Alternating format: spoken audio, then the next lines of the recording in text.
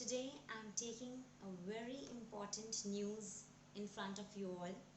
A major alert for an Employees Provident Fund organization. Now, what is this alert I am talking about? This is all about the companies and businesses who are facing liquidity or cash crunch because of this major coronavirus pandemic which is going on in our economy. So, because these companies, they are taking so much efforts retaining their employees on payroll, so they are facing cash crunch because they have to pay statutory dues to their employees. So what Narendra Modi government has done for these companies, they have eased out the compliance procedures so that they can delay the employee provident fund for more than 1 month. But the important condition what this government has made for these companies is to have important file in their electronic come return challan, which is very essential so as to pending out their extensive statutory dues. Because if they are pending their statutory dues, so by filing this they are just claiming that they will basically pay their dues to the employees later on, and this is the ease out compliance procedure which Narendra Modi government is giving to these companies because of this pandemic situation which is going around in our economy.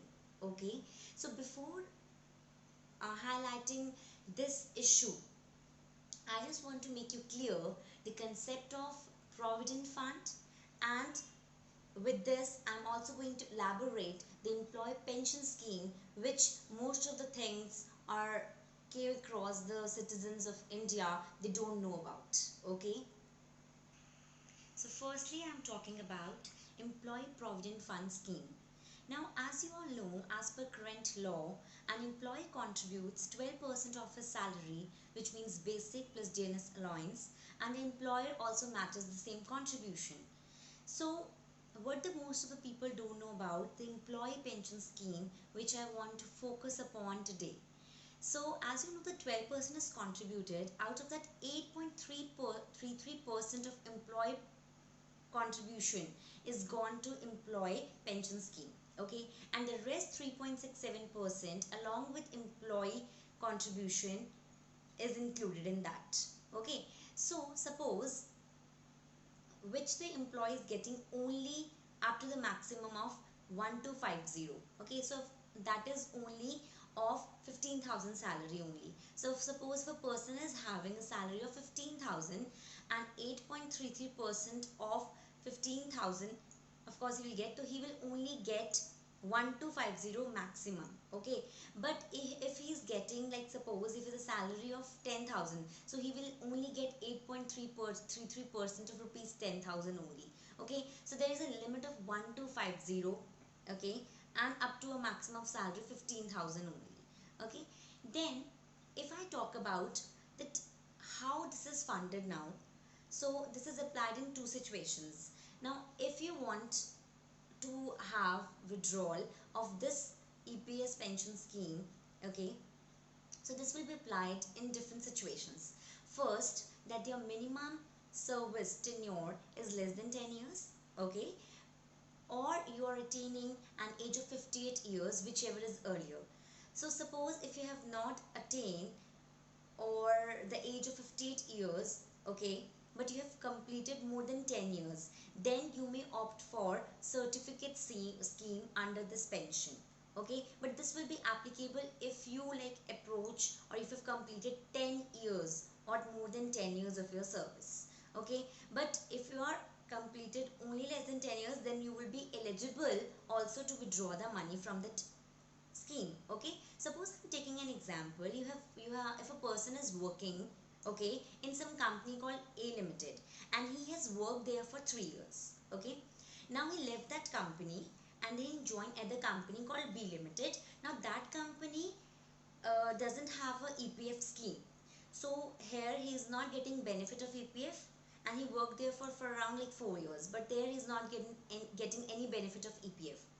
Then he left that company and switched to another company called C company, and there he worked for another 3 years. Okay, so now he's getting a benefit of EPF.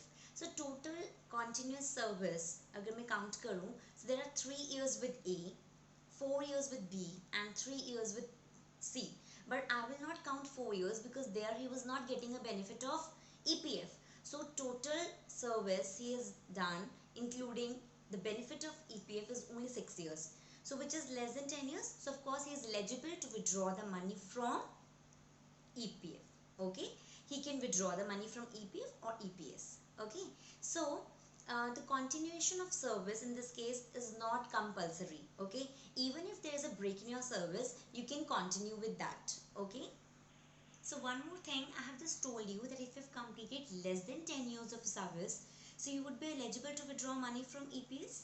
So how that money now is calculated?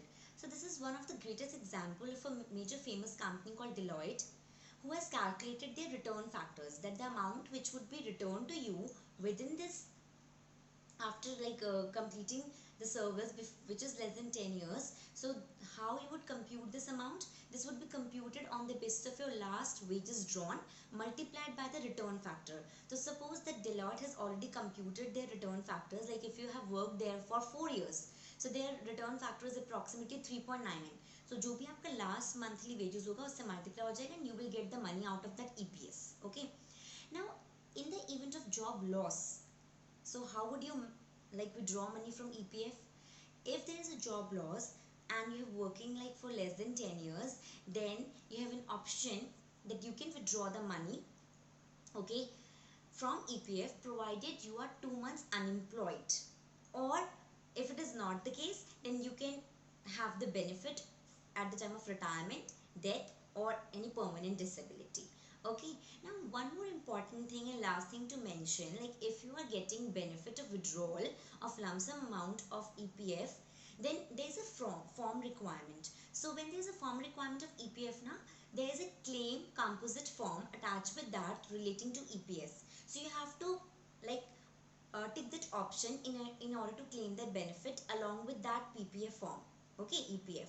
And at the time if you're not getting that option ticked, then you have to you're required to file this option again so as to get that benefit. So this is all about the EPF and EPS scheme, in which you should all have knowledge. And because of this pandemic situation which is going around, the companies are now getting that ease by delaying this procedure, and provided they have to file that ECR form.